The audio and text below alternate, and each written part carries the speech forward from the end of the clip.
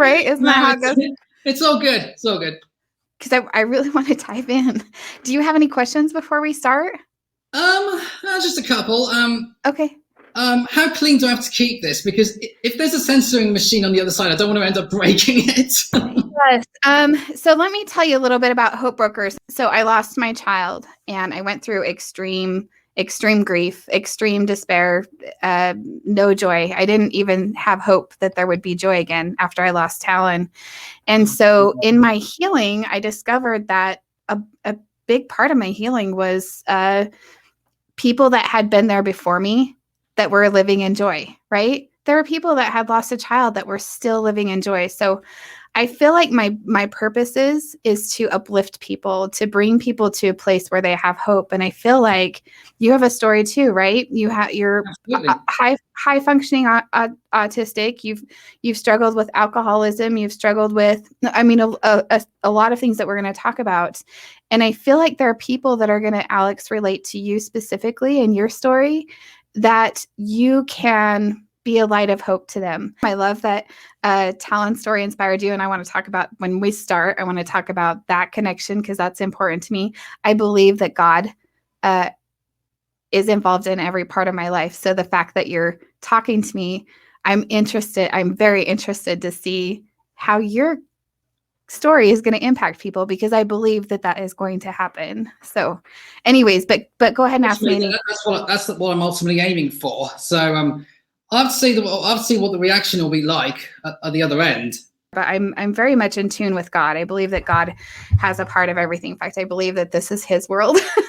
And really what we do outside of God's work really isn't going to matter when we die. So I feel like our rewards are the feelings that we get when we make those breakthroughs and when we help people, those feelings. But I really just want you to be inspired to share. Yeah, definitely. I mean, the thing is, I want to make it absolutely clear, when you're in your recovery process, there's absolutely no right or wrong way to go about it. Everyone has a different style. Yes. So sometimes it can be religion. That's okay. It can be discipline or finding some sort of structure to your day. The point is you want to end up feeling happy. Right. That's what everyone wants. It's right. Just we all have different ways of getting there. There's no start or finish line. We just want to be able to get to a place where we can confidently say, I'm in a happy place and I'm confident that I'm not going to relapse again. Right. You are very self-aware. Like reading your story, which I think is huge in recovery. I think it's huge in happiness. I think it's huge in finding joy, is just being self-aware of what part am I bringing to my happiness and what am I contributing to my happiness and my mental state of mind. And I enjoyed that about reading I enjoyed reading your story. I think you're very well written. No, you really, really are. You're very well written, but you are very articulate. Like you share your story very well. And I'm very excited to see how many lives that you touch. So the thing that really helped me in terms of getting my story out there was that my sister works in journalism as well. She works for News UK, just down the road. So she was the first person I turned to when it came to editing, because when I did my first draft, it was 8 pages long, and I wanted to narrow it down to at least, let's say 4 maximum, 3 minimum. So my sister was hugely instrumental in helping me get my story out there, because obviously she has experience in journalism herself. She's worked in magazines before. She now works at News UK on the newspaper front, and she's really great in terms of being able to say, okay, this makes sense, this doesn't make sense. We can, if we want to change this, we can. Or another time she can say, no, keep that in. It's too good. Now was the right time to do it, because I wanted to be able to get to a stage where I can talk about it without getting too emotional, because even a year after all I went through, it still felt really raw and fresh. But as well, I've been able to make some really great friends through my boxing classes, because I started my boxing sessions pretty much a month after I started my recovery process. So that was, I think it was December 2017 was when I started boxing. I know that you've made a lot of friends there. I think that's how God works, right? When we're living our purpose, recovery, I think the right people start coming into our lives to help us. Like there's where the teachers come and the caregivers and the people that we need to lean on, the friends. And sometimes we help them too, you know? Absolutely. And I think if you've got the right people in place in your life, it is so rewarding. And there's no two ways about it. Yeah, so many blessings come in. So this is Alex Peak. Welcome to Hope Brokers. Alex, we connected because you saw Talon's story. Was it his published story or was it a speech that he gave? Oh, both. It was through both, actually. It was through both.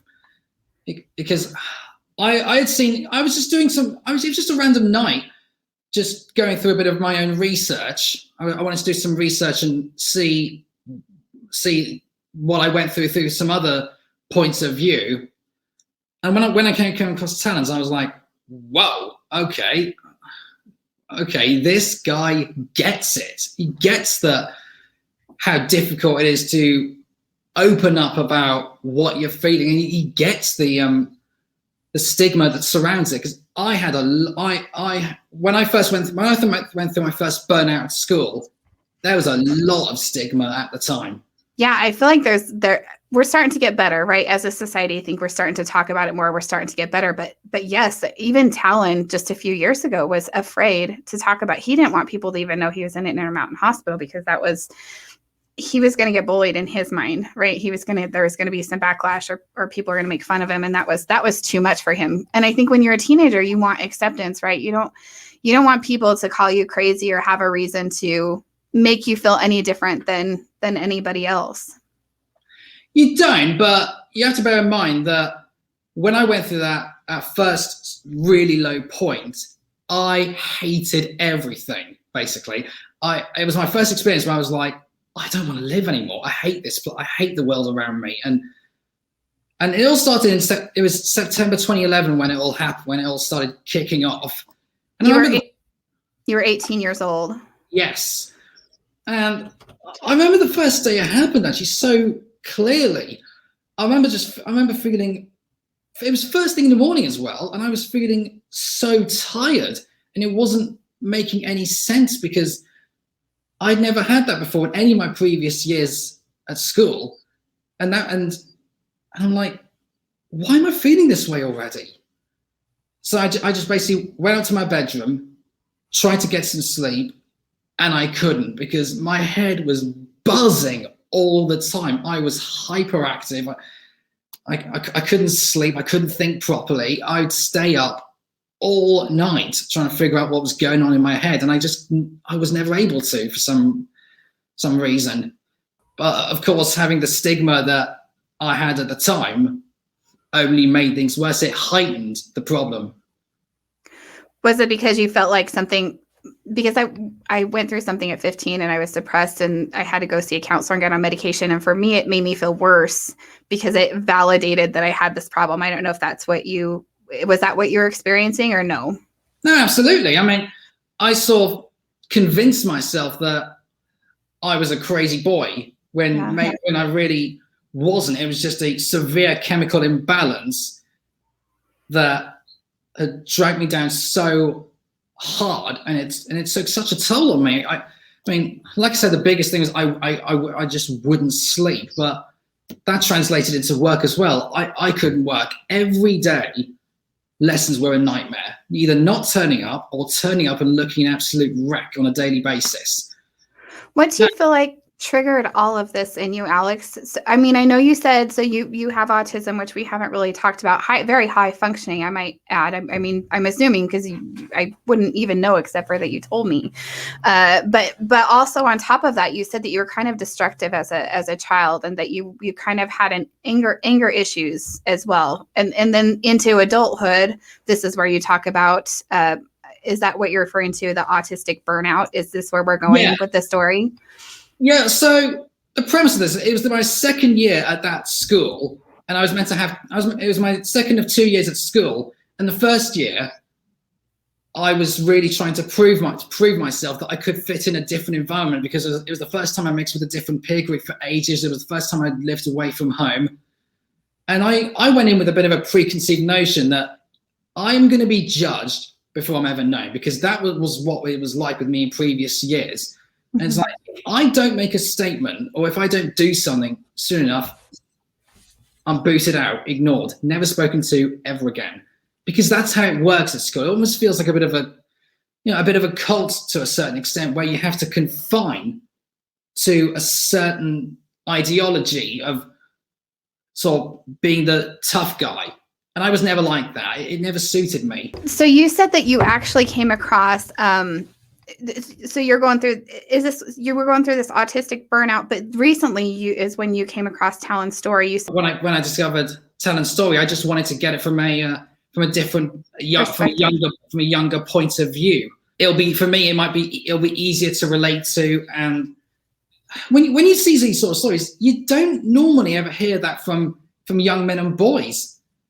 And to an extent, that bothers me a little bit, because for such a long time, and I've experienced that at school as well, it feels like you have to conjure up a certain image if you want acceptance. You have to sort of be the sort of stronger, bigger, tougher guy.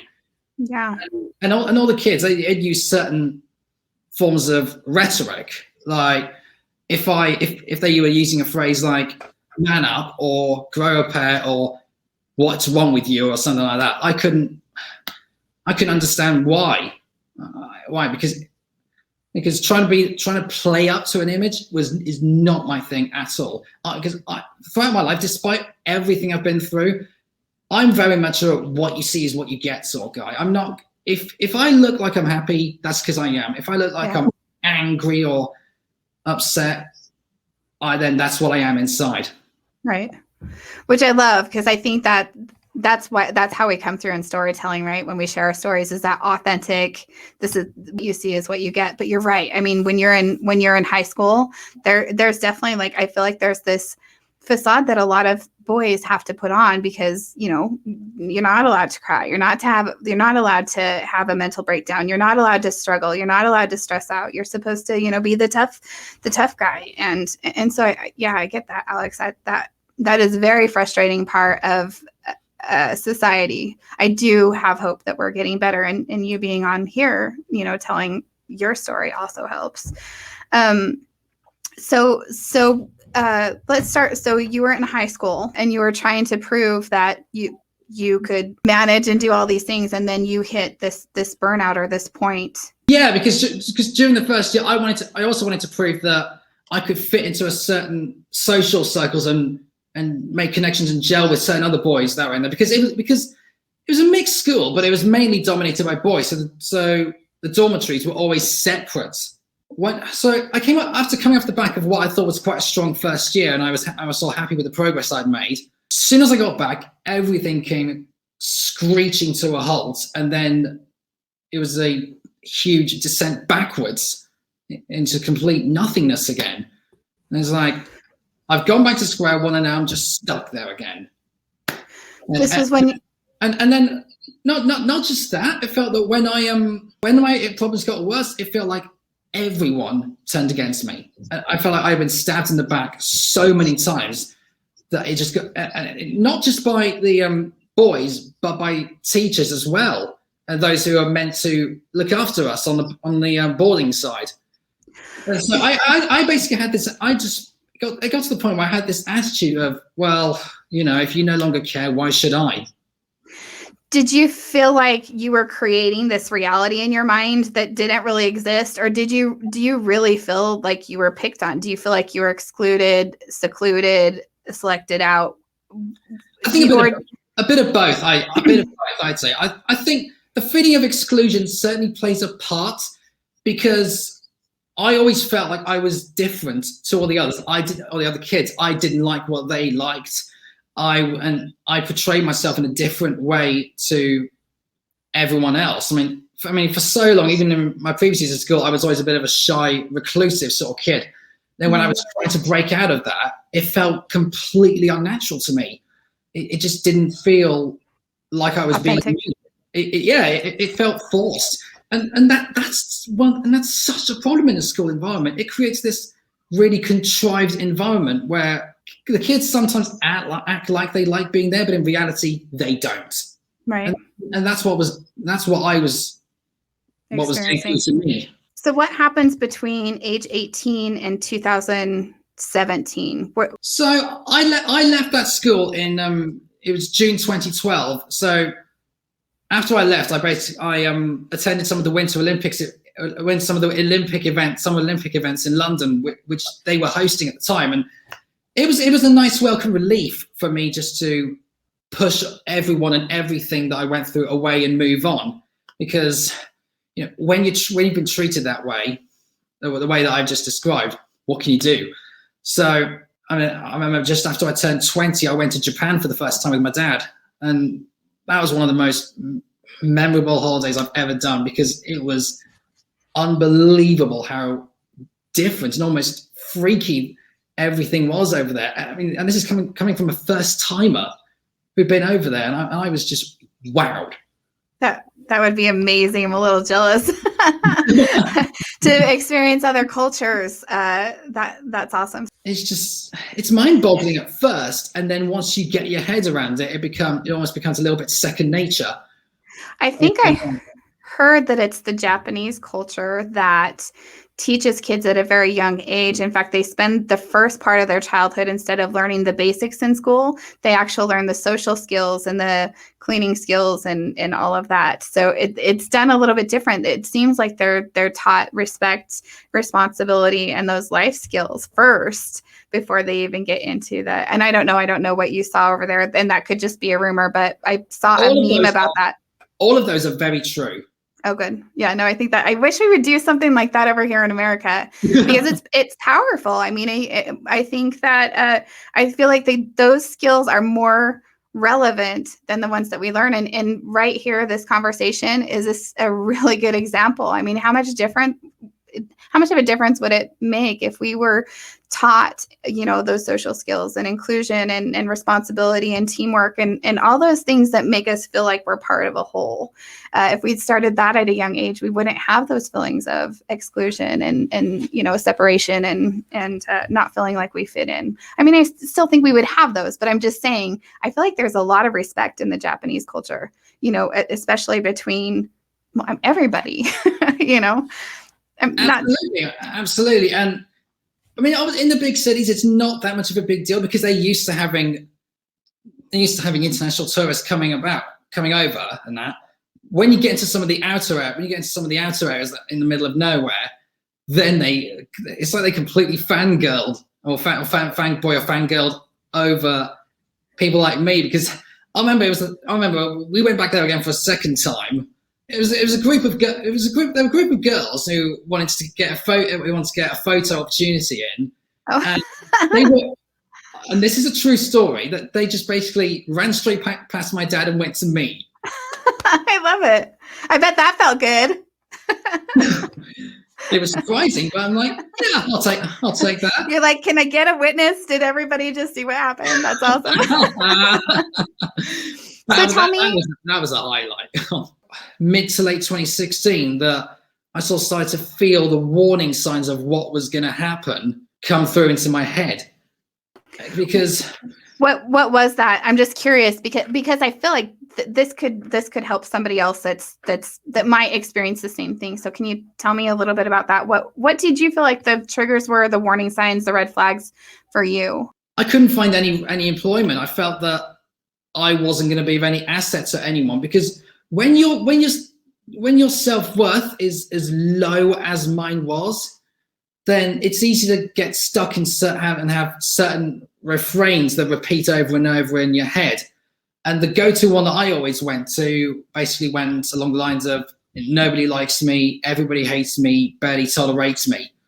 And I thought it was going to get to a point were my family were going to feel the same way about me. I mean, they'd already put up with enough of my meltdowns and anger problems and my erratic moods for 24 years. And I thought, I did think a couple of times, how bad is it going to get before they just call it quits on me? So you were feeling like your problems or your behaviors were starting to become and affect your family, that you felt like you might actually alienate your family from you if things didn't change? Yeah, I mean, because normally after I recover after I sort of calm down, after I fly into a rage or destroy something that was in my sight, after I calm down, I sort of realize the gravity of what I did, and then I escalate myself again.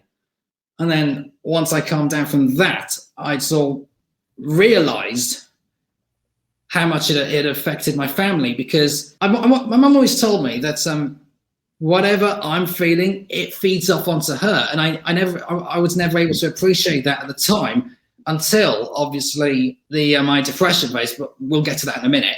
Yeah. But that was at least I couldn't go through a month without at least one meltdown for most of my life. You said you feel like a lot of this was a chemical imbalance, probably a little bit had to do with your autism too. Do you feel like, and the fact that you were hyperactive? I did. Yeah. I mean, I know I was diagnosed when I was 3. And even then, it was still a fairly new there was still some new discoveries in that, because it wasn't actually recognized as in the UK, it wasn't actually recognized as a diagnosis until about 1994 or something like that. Because the thing I wanted to do before I came on here was to do some of my own research, get as much knowledge ingrained in my head as possible, and then try and present the facts as best I can. Yeah. And you know what? Sometimes though, Alex, that's going to be an extension of your story, right? Sometimes it's just about where were we when we got there? You know, when we got to that place where we became self-aware and we go, okay, something actually needs to change now, because things are starting to look a little scary. Like I'm starting to isolate. I'm starting to feel alone. I'm starting to feel like I'm going to get abandoned if I don't. It's crazy to me, because it does take that self-awareness, and I shouldn't say crazy, but it's very empowering in healing to be that self-aware, that you take responsibility for what am I bringing to the situation and how can I correct my behavior so that I can start to heal and repair. So I love that you said that, because every single person that is on this program says exactly the same thing, that the self-awareness piece is 100% a huge part of it, right? Being able to stop yourself and saying. Absolutely. And one of the points I was going to make is that I feel like in some corners of society, self-awareness is sorely lacking, hugely. I think if we take the time to look at ourselves internally before we start pointing fingers at other people, honestly, I think change is going to be not only going to happen so much faster, but it's going to be so much more productive as well. So we need to bring some of that. We need to bring some of that internally before we start looking at other people's problems, because that's too easy a thing to do. Yeah. And it's funny, because we are equipped with offensiveness, or triggers is what I call it, right? When we get triggered or something offends us, I believe that is something within ourself that goes, okay, I need to correct my thinking or my association with that offensiveness. Like that's on you, right? When you're offended by something, you're projecting your feelings about how you feel about whatever was offended, right? But the self-awareness piece, being able to say, okay, I'm not going to be offended by that. Everybody has their own paradigm and their own, path and their own.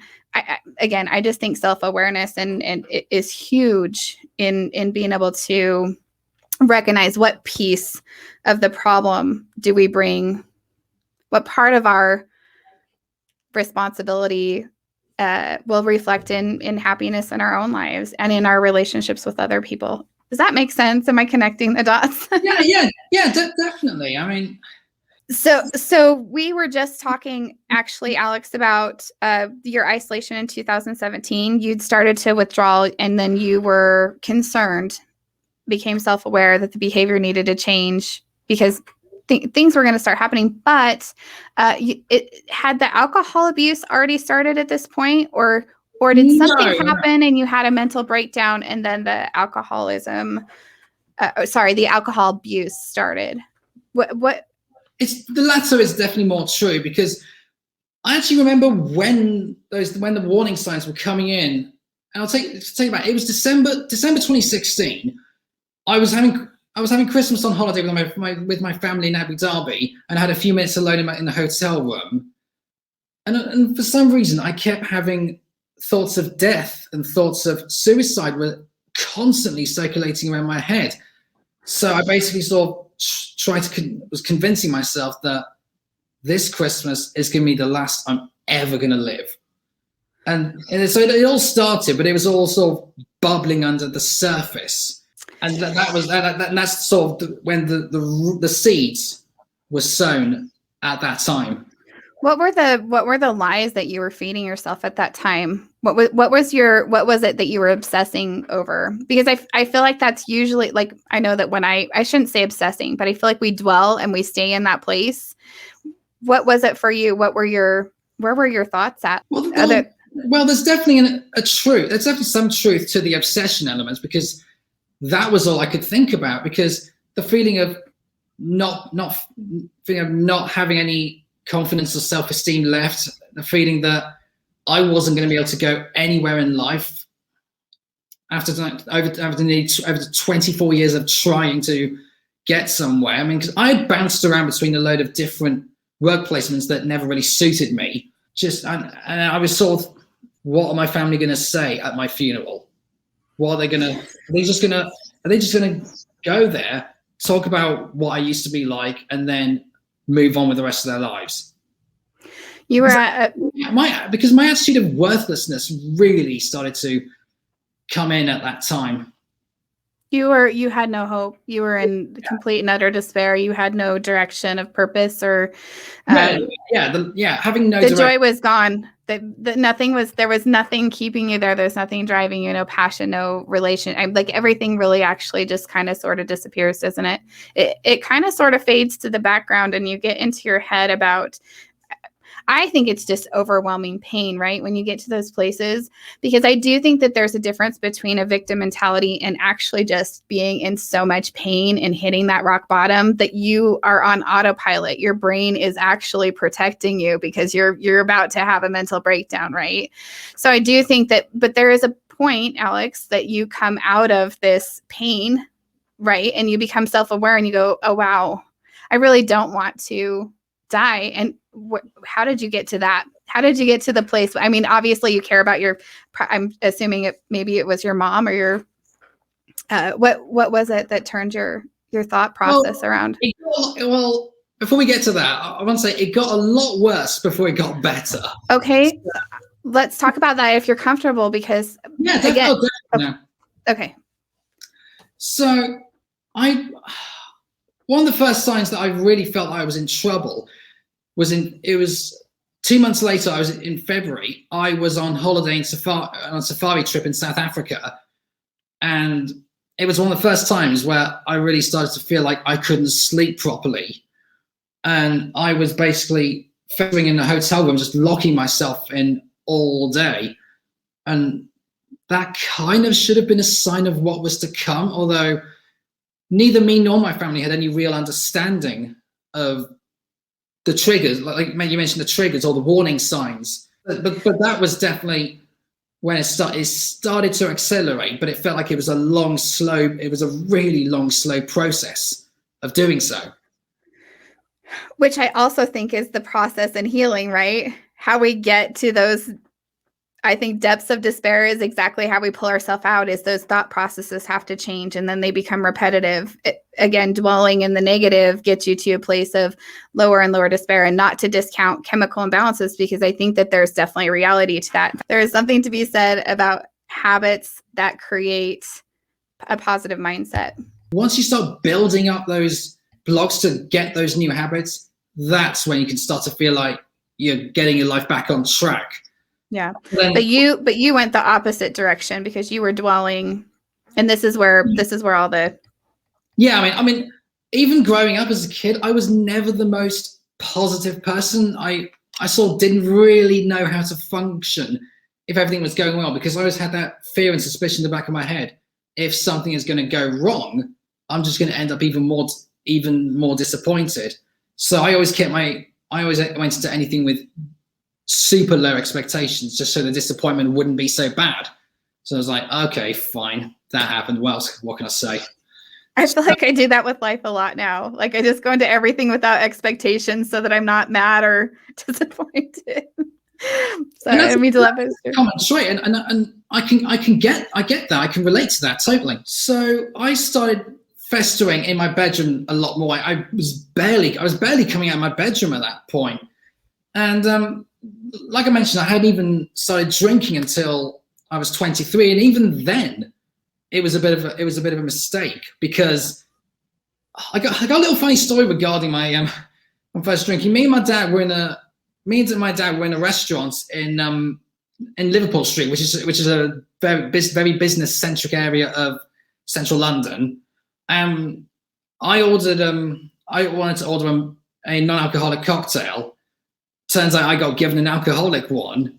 I tried it and thought, okay, this is weird. I kind of feel like I know where this is going. I sort of gave my dad the impression that I loved it instantly.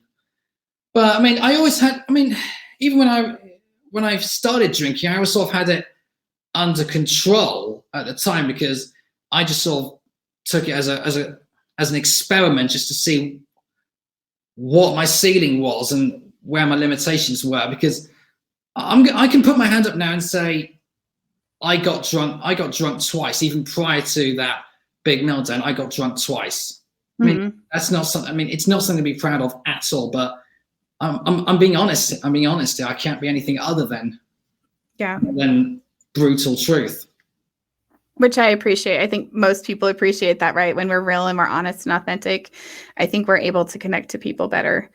So by that time, my drinking hadn't even taken off yet, but it was slowly building. Sometimes I'd sort of up it with more cocktails. Sometimes it would be more spirits or creamy liqueurs. I'd start delving into that just to experiment what my tolerances were. I remember when it really started to get bad was around April or May or so, and that was when I started not only doing the research on how to die, but also purchasing certain tools to do so. So you were getting a plan in place. Yeah, which I know for any parent is a really scary thought. Yeah. Because when you have a plan, that's when it's serious. I mean, when you're buying what you need to, I mean, not that it's not serious at any level, right? But when you have a plan, it's scary. It's a scary place to be. So you had started buying the things that you needed to. Yeah. So I started off buying a long rope, which I went up to the loft area and I strung it through a wooden pillar, and then I started buying the blades, and that was when I started trying to experimenting with the idea of self-harm, because that was when I felt like my system just completely shut down, and I was so numb. It got to the stage where I couldn't go a day without needing to cut myself. A lot of it is down to the fact that my system just shutting down completely. I felt so numb. I couldn't feel anything. I felt emotionless for such a long time throughout that year. And so the cutting was just a way of bringing back some sort of emotion, and it didn't matter whether it was pain, the feeling, because you were numb. I get it. It was just the feeling that I wanted to get back into myself. I just had the biggest epiphany, because after Talon died, I really couldn't feel anything. I really call this despair, right? Like, I feel like that's rock bottom. When there's no joy and no concept of joy, I didn't ever think I would feel joy again. Sounds like that's where you were, right? But now Absolutely. I get it. Like, I would understand that cutting yourself just to feel pain, to feel something outside of, to keep it real. And I had gone beyond the point of caring anymore. And then you start drinking. So you're experimenting with death, or experimenting with your options. You're Yeah, self-harm. Yeah, you're self-harming. You're now drinking alcohol, or more so. You're being self-destructive. So I bring forward to, it was August that year. I was on holiday in Switzerland with my family, and I had another horrible meltdown. I was locking myself away. I was sort of hitting myself a lot of the time as well. And then when my family got back, that was when I had no choice but to come clean to my mum about what I was feeling and how horrible the situation had got. And the thing I remember most about that was my mum had just had this look of absolute terror on her, and then she starts crying on my shoulder. I mean, if you can imagine just how horrible that feels as a parent. Your son is admitting that he feels worthless and he doesn't see any point in living. Because I had bottled all of that up for 8 months. I thought, because I was so worried of the initial reaction that my mum would have, because she would have, I thought she was going to say, "Why are you talking about this? It's cowardly to end your life." And it was like hitting my head against a brick wall at that point. I just thought, what's the point? What's the point of being psychopath? Because my mum generally is a very positive looking sort of person. Mm-hmm. And she doesn't really, and any sort of negativity is not only hitting me, but it hits her as well. It's a knock-on effect. Yeah. Yeah. I don't think children really understand the impact that their actions have on parents. You know, when you talk about that tender moment where your mom put her head on your shoulder, that was, I don't know if you watched the TED Talk, but that was my moment with Talon. I saw that as well. I had no words. It's such a devastating feeling to feel like your kid doesn't see worth, or that they don't find the value in their lives. You feel like you've failed your child to understand their worth and their purpose. And for Talon, even, it was a lot of chemical. I mean, he would tell you he was happy. He just felt limited by his body. But yeah, I mean, my initial response when I saw him was I didn't want to yell at him. I didn't want to, I was just so overwhelmed with the feelings of obviously gratitude, but also sadness that he was about to do what he was about to do. I am thankful that you're here. I'm sure your mom, is just so thankful. But you are going to make it. No doubt about it.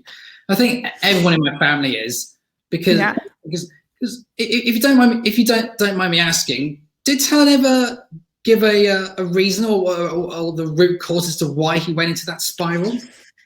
He got obsessed with death, was what it was. I mean, he had a dream that he was going to get hit by a bus, and he said it was so real that he just felt like that was how he was going to die. And it became an obsession, and it became, you're not taking me out. Like, if I'm going to go out, I'm going out my own way. Right. And that's exactly what I was feeling. That's exactly what I was feeling. I'm like, I'm not going to live until I'm 80 or 90.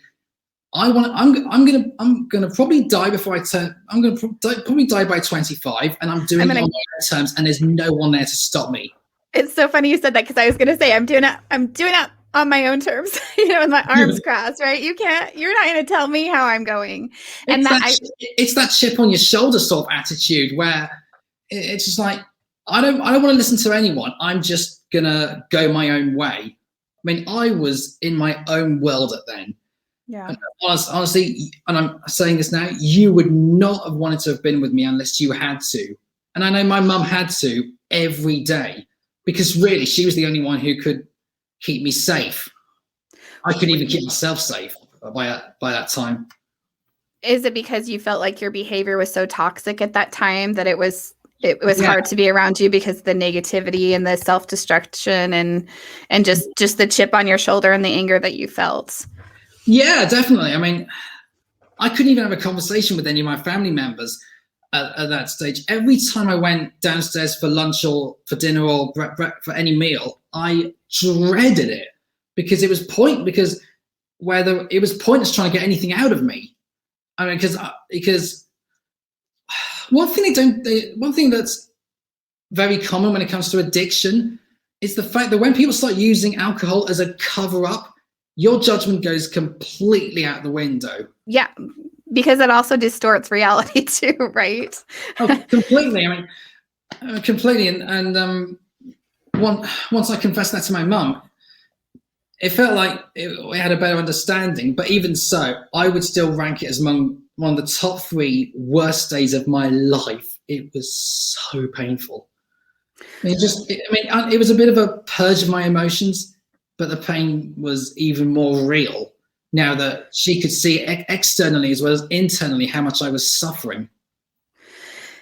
And I believe that when we hit those pain points, like that was detrimental to your healing. That was a place that you needed to go with your mom so that that was something that you held on to for a long time. So there's something about that pain that you wanted to be able to release, or that secret, that whatever it is, like you've held that for so long that was a turning point for you. That was a crossroads. That was a release. And maybe there wasn't a drastic difference in your life, but that's where you get your God nudge or your aha or your epiphany, right? Is like, it's not about me. And I think we get so much into that. It's about me. It's about me. It's everybody hates me. Nobody likes me. Life sucks. You know what I mean? And I think when we can get back to, how do we love on each other, and how do we hold these relationships and impact each other in a positive way, it changes our paradigm to a more positive place. And then we get those epiphanies. I think because we had about a week to go before going back home to London, and the rest of it felt okay, but I couldn't smile for a single day. It was impossible.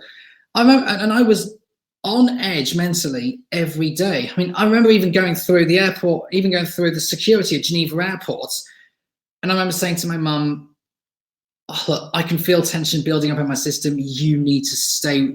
You need to stay by me, okay?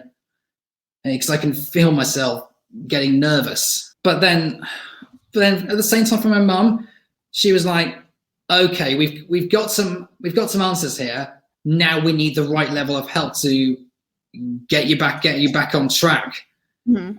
It was going to be a long and tough battle. There was no doubt about that. So we tried a couple of doctors first, and they were able to get the diagnosis, and that which was severe depression.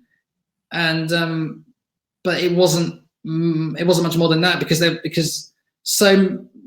ones I'd seen prior to going out to my private clinic up here in London, there was so little understanding about the connection between autism and severe depression, because they are interlinked in a lot more ways than people imagine. Did you feel like there was parts of therapy that actually helped you become more self-aware? Sometimes I think we get triggered from therapy because it amplifies the fact that, well, I mean, for me, but this has been a long time ago, that there's something wrong with me, right? Yeah. But this go round, after Talon's death, I found therapy very helpful to be able to talk to somebody. Oh, damn it! Sorry, I've got sorry. You're okay. Cramp? Charlie horse. Just had a sudden cramp out of nowhere. Get it with your hand. Oh, I love it. Right, edit that out, okay? What? No way. I'm putting that in. That's the best part. Oh, come on. That's so mean. I won't put it in if you don't want me to, but I love stuff like this. This stuff is fun. These are those fun moments in life. Have you ever been in bed and you're trying to sleep and you get a Charlie horse and you have to shoot up just to put pressure on your leg to get rid of the Charlie horse? Yeah, that happens to me all the time. I'm like, oh shit, where did that come from? I know. That was the best. That was awesome. Where were we? Okay, so talking about therapy. So I was basically booked into a few cognitive behavioral therapy sessions, and at the same time I was prescribed a low dose of medication, which was sertraline. So I started off with 50 milligrams, and which was then fairly quickly up to 100 milligrams. What medication did they have you? What kind of medication was it? Do you mind me asking? I'm just curious because Yeah, because sertraline, it's an antidepressant. Okay. And so it's meant to help sort of stabilize the chemical imbalance that was going on in my head.